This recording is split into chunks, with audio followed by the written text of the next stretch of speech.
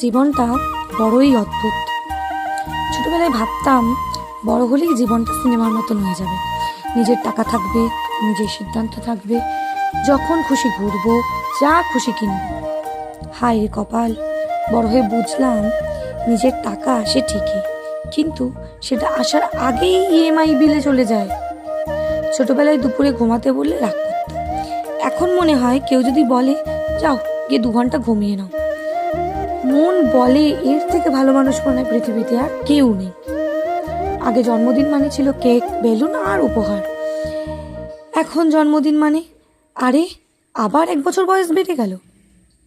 আগে ভাবতাম বুড়োদের জীবনটা খুব সহজ, এখন বুঝি বড়রা শুধু কাঁদতে জানে না, তারা হাসি মুখে সব সামলে নেয়।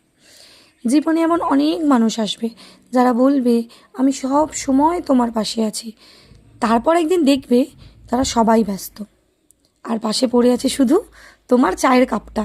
হ্যাঁ, ওই চায়ের কাপটা। চায়ের কাপে 1 কাপ চুমুক দাও আর সব কিছু ভুলে যাও। দেখা হচ্ছে পরের একটা ভিডিওয়।